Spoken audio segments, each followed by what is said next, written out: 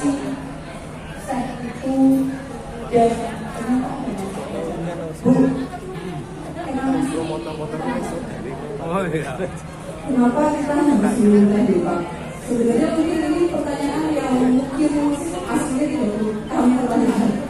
Karena kalau kita di rumah, pilihan ini adalah selain air putih, teh, pasti teh manis, teh awet, lebih banyak teh daripada kita menawarkan museum kayaknya jualan deh Pak. Jadi teh itu kalau kita bicara minuman teh ada dua tujuan Pak. Kalau tadi dibilang minuman kesehatan, itu betul salah satunya. Kemudian yang satu lagi adalah minuman sekedar pelepas dahaga saja. Dan kalau misalnya kayak sekarang banyak video es teh di mana-mana, mungkin itu sebenarnya lebih ke kayak kita minuman pelepas dahaga gitu Pak. Karena kalau kesehatan kan kita harus bicara cara minumnya, kandungan di dalamnya, kesehatannya seperti itu. Nah, kita kan nggak tahu semua, tapi saya awalnya menjawab pertanyaannya. Teh yang baik itu ya kualitas 1 dan 2 itu ada di pucuknya. Betul. Kalau ini betul. Kenapa sampai ada iklan ya yang rebutan pucuk gitu Pak? Karena sebenarnya iya, kita tuh harusnya jangan kalah dari mulut ya. Kita harus menang dari mulut. Kita juga harus ngerti teh yang dari pucuk itu seperti apa. Kenapa sih teh itu dari pucuknya gitu kan ya Pak? Jadi tanaman teh itu ada 2 jenis Pak. Namanya kalau bahasa latinnya kan Camellia sinensis ya. Mungkin Bapak sudah tahu. Itu sih Mbak, Camellia sinensis itu tuh ada 2 jenis, varian Assamica sama varian sinensis. Kalau di Indonesia itu kita variannya varian Assamica. Makanya kita itu lebih sepet-sepet dibandingkan kalau minum teh di Cina. Kalau minum teh di Cina itu kan tanpa gula. Kalau di kita apalagi di Jawa minum teh tanpa gula kayaknya tapi itu karena teh yang kita minum itu bukan dari pucuknya. Ya, jadi kalau kami menyebutnya ada yang namanya specialty ya. Kalau di teh Gandang sendiri, specialty itu ada di brand Yati. Itu jadi teh yang spesial, yang memang diproduksi untuk orang-orang yang benar-benar paham teh, yang benar-benar pengen mengambil manfaat kesehatan dari teh. Kalau specialty itu kita bikinnya dari pucuk pertama, paling atas, pucuk kedua sampai maksimalnya pucuk ketiga. Sedangkan kalau bikin es di sini Pak, 1, 2, 3, 4, 5, 6, 7 sampai ke bawah. Itu tergantung dari bukunya gitu. Dan yang paling superior adalah white tea Pak, atau enggak silver leader. Jadi white tea itu sudah pucuk, harus masih pucuk, nggak boleh buka. Kalau udah kebuka, udah kepake Pak, langsung tericek. Makanya harganya white tea itu sekilonya lumayan Pak, jutaan seperti itu. Kalau kita kan beli tehnya 2.000-an, ya tetap. Nah white tea nggak bisa, karena itu benar-benar spesialis seperti itu. Makanya kenapa tadi saya bilang tergantung mau minumnya kesehatan atau nanti olahraga aja. Dan dua-duanya nggak ada yang salah Pak, karena kan semua orang punya tujuannya masing-masing. Dan kalau kita minum spesialis, nggak usah pakai gula, itu udah enak Pak. Karena prosesnya itu juga dijaga spesial banget. Dimana rasa sepertinya itu nggak mendominasi, tapi kita minum itu nggak pakai gula. Dirasa ada bekas manis Pak, gitu. Jadi kayaknya kebiasaannya seperti itu kok enggak? Dia terus minumnya dari itu kok? Tanpa dia itu masih manis Pak. Ya, tanpa dia manis langsung manis Pak, gitu. Jadi itu spesialnya ada white tea ya. Kalau di kami juga ada namanya spesial Green Champion. Green Champion itu kami teh hijau, tapi emang rasanya spesial banget. Kayak teh hijau biasanya itu ada namanya. Ya, apakah dari kualitas 1, 2, 3 itu akan berpengaruh ke harga dan apa lagi? Iya, jadi kalau misalnya dari daun tehnya dari 1, 2, 3 sangat berpengaruh ke harga. Kemudian pemetikan pun akan sangat berpengaruh kepada kebun Pak. Makanya kami sebenarnya sangat apresiasi ya PSI ini, karena saat ini pun karena menjamurnya STS di mana-mana, kami juga mengadakan mengadakan acara mengumpulkan para pengusaha ST di kantor kami. Kami acaranya bertajuk Meet Up Usability. Karena kita berharap kami orang teh, jadi kami berkewajiban memberikan pencerahan. Jangan cuma kita bisa minum teh aja, tapi setidaknya masyarakat juga lebih ngerti teh yang baik itu yang seperti apa. Beda itu beda. Meskipun ini kami tidak memaksakan untuk mengikuti apa, karena balik lagi yang namanya selera itu masing-masing seperti itu. Bu, dulu kuliahnya gimana? Saya dulu kuliahnya di Bogor, Pak. Bogor, Di Institut Pertanian Bogor. Saya jurusan teknologi pangan. Kayak aku di mana nih?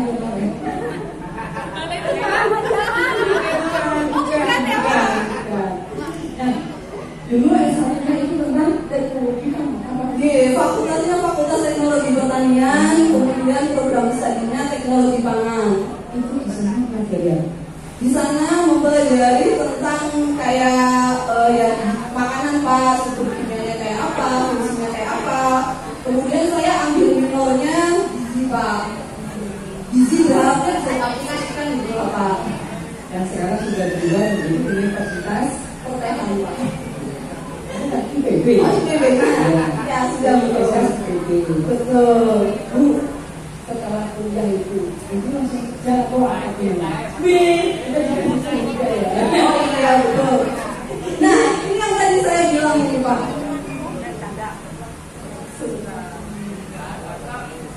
Nanti caranya ya bukan hanya menurut itu ada caranya dan bisa enak, bisa kemudian kandungannya apa itu bisa katanya. Ya, Bisa juga Pak. Cara minumnya ya. ya. Sebelum ke cara minumnya mungkin caranya gimana dulu kali. Ini sudah disini ya. Sampun. Nah, jadi caranya juga itu yang biasanya dilakukan di rumah, seringnya nyeduhnya pakai air panas sama air dingin. Panas. Sudah pernah nyeduhnya pakai air dingin belum? Jadi begini loh. Iya, karena yang disebutkan itu bukan spesial. Nah, ini spesial yang tadi saya ceritakan. Oh, warnanya kayak gini. Ini yang tadi saya bilang harga per kilonya jutaan. Iya. Nanti orang ya coba ya. Ya, jadi ini tekniknya teknik cold brew. Kami nyeduhnya pakai air dingin. Tehnya dimasukkan sekitar 6 sampai 8 jam. Tehnya kami angkat. Tetapi setelah kami masukkan air itu, kami masukin kulkas dulu Pak. Setelah 6 sampai 8 jam, kami keluarkan dari kulkas. Ampasnya kami keluarkan. Ini kami masukkan kembali. Seminggu masih bisa tahan. Tapi tergantung kebersihan alatnya ya Pak Bia. Jangan kita bicara, oh ngomong seminggu saya coba di rumah nggak tahan seminggu. Ya balik lagi kalau botolnya kotor, ya nggak bisa tahan seminggu gitu ya. Nah ini nanti mungkin silakan nih boleh dicoba. Oh belum bisa bertahan. Ini tanpa gula. Boleh ya? Boleh. Ini sekali lagi teman-teman, ini teh yang diseduh dengan air dingin. Nanti Pakai gula enggak apa-apa? kenapa? Pakai gula enggak apa-apa? Gak apa-apa nanti sayang banget Asal minumnya begini ya apa? ini nggak pakai gula juga manis. Boleh cicip enggak? Ya dulu. Boleh itu. Bismillahirrahmanirrahim.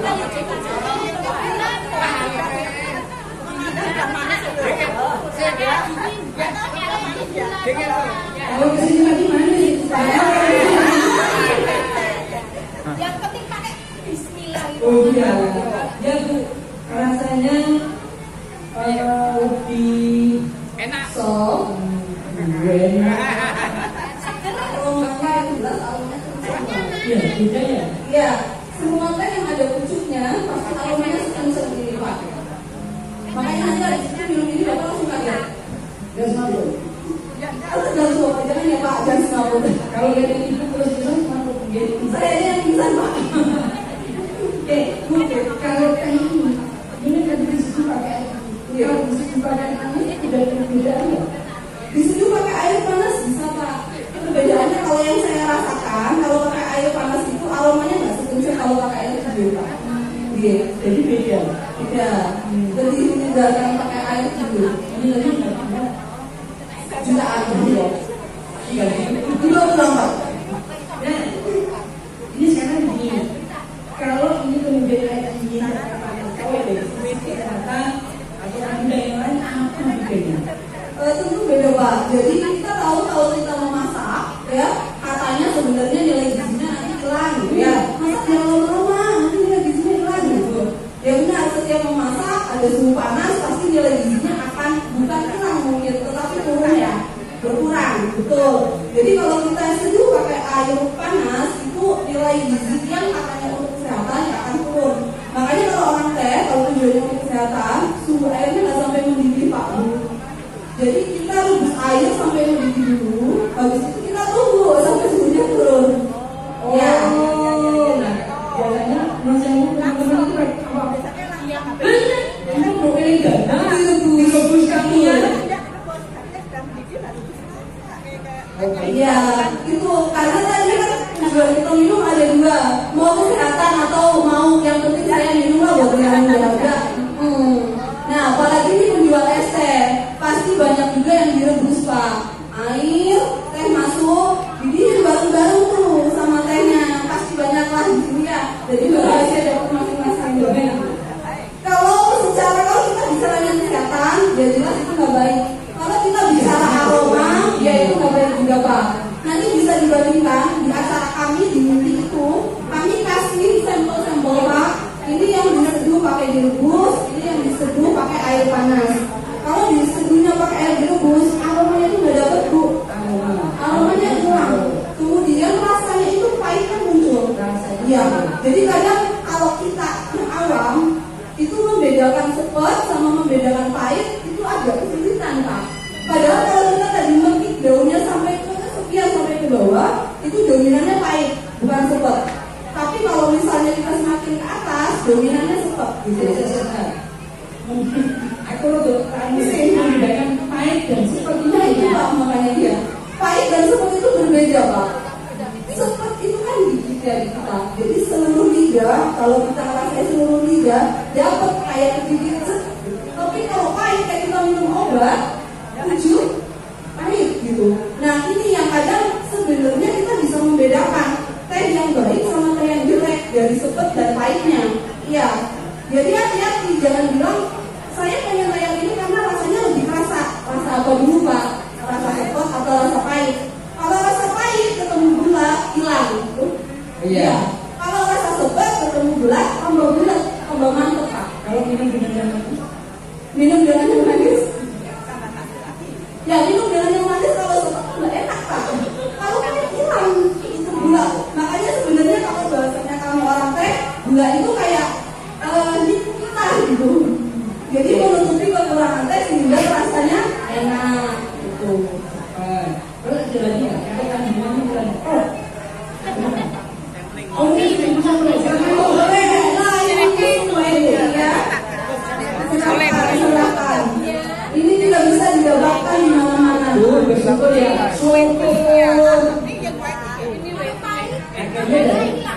Iya. Betul, jadi rasa bulat. Iya. Ini heran ya, itu baiknya kan mahal rasanya kayak gini. Wajar, dari Pak. Sama aja kayak kalau orang biasa minum teh, terus minum air putih, bukan perasaan. Iya, kaget. Ini sama. Masa saya juga jutaan, nggak kayak teh, kok ini wajar. Keluarga saya aja kaget kalau kayak gitu. Jadi bapak ibu kalau kita minum itu kan nanti kan bisa sama ginjal. Memang sebaiknya karena kalau aneh kemudian kerjaan ginjal jadi ringan karena ginjal kalau diminum harus diarahkan dulu berbeda sehingga kalau misalnya ringan akhirnya ginjalnya jadi kalau mau dingin atau hanya beberapa kali sama profesor saya ini sudah dulu sementara usianya katanya adalah kalau makan teh minumnya teh Tehnya apa sih? Tehnya. Kalau tehnya sendiri kan itu mengandung zat yang bisa menetralkan kayak punya antioksidan ya. Kalau bahasanya kita tuh antioksidan. Jadi antioksidan itu yang bisa melawan bakteri yang masuk ke dalam tubuh.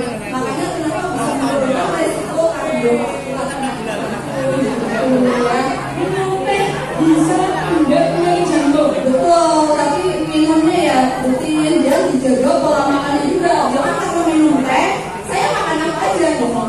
bohong. Ya, karena teh ini adalah minum obat lupa kalau saya bilang. Bisa menurunkan nama kolesterol juga. Bisa mencegahnya. Tapi ya jangan udah kolesterol tinggi terus baru minum kayak ini namanya obat lupa. Ini ya juga ya. Iya. Kalau mungkin katanya kan sebelum matahari terbit. Jadi kalau sudah Kalau matahari terbit kan matahari itu membantu fotosintesis Pak. Dan dia lagi ibaratnya mungkin gitu ya. Pak Hartono minum juga.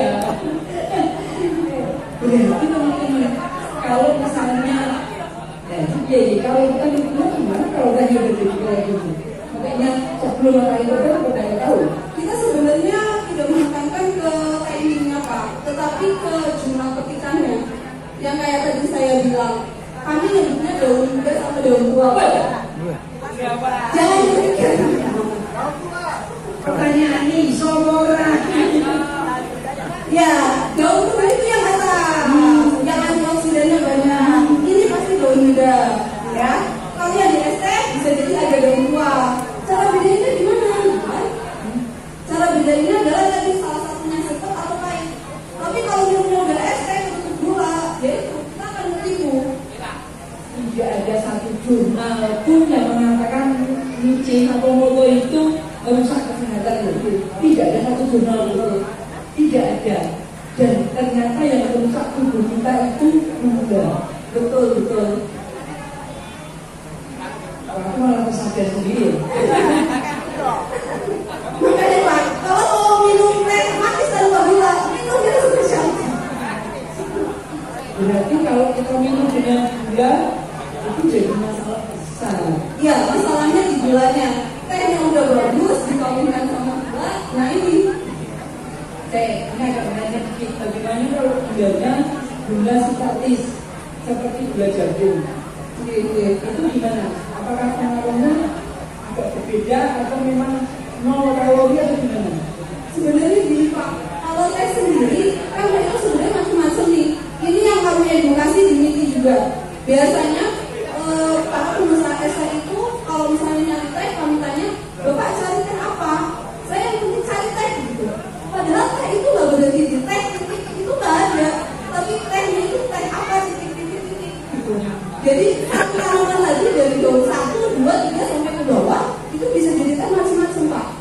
Misalnya yang ini tadi kita sebut white tea, ya.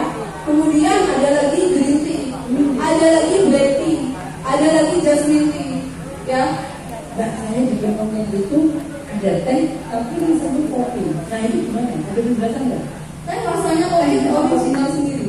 Katanya jadi katanya sih tumbuhnya di sela-sela pohon kopi. Daun pelindungnya bisa jadi Pak. Iya, jadi tanaman teh itu biasanya punya daun pelindung Pak. Mungkin daun pelindung itu salah satunya adalah tanaman kopi sehingga dia mempengaruhi. Jadi cita rasa teh juga beda di perkebunan, beda daun pelindung, beda tanah, itu akan ada efek rasa yang beda-beda. Bu, sekarang pengen ini suatu enggak?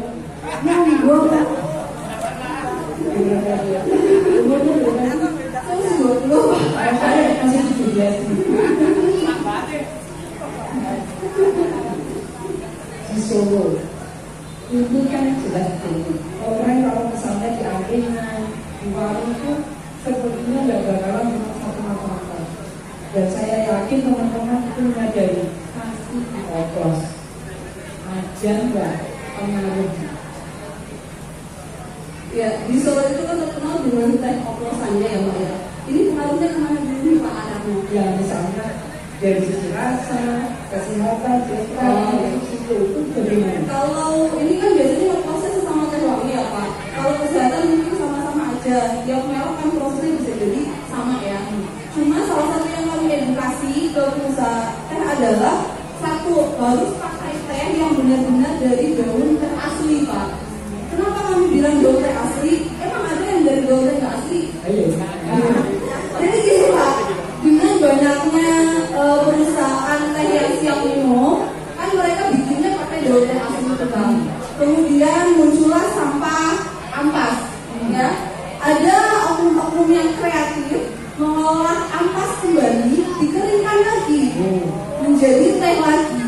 Tetapi kan karena itu sudah ampas, tidak mungkin kasih warna dan aroma yang seperti seduhan awal.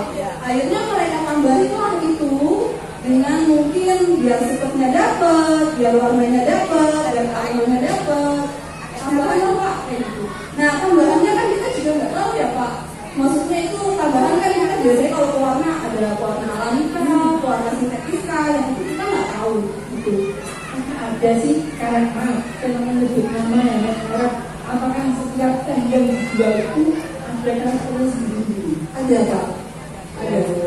Masing-masing ada karakternya sendiri. Kalau kita biasa, tapi gini, kesulitan coba teh itu adalah teh itu sangat-sangat apa ya Pak? Sugesti gitu loh Pak. Orang itu tersugesti. Misal nih ya, di Solo kalau nanya kami ke dandang, banyak kan pakainya dandang apa? Dandang biru ya. Biasanya kalau di Solo tuh paling banyak dandang biru. Katakan isinya dandang biru itu kami ganti Pak. Orang masih akan tetap pakai dan di pikirannya itu dandang biru. Tapi ketika teh dandang biru isinya kami tukar ke bungkus warna merah, orang tidak akan mau. Padahal sama. Oke, berarti benar-benar setiap teh yang ada di sini adalah jadi isinya teh A, ini ada stoknya.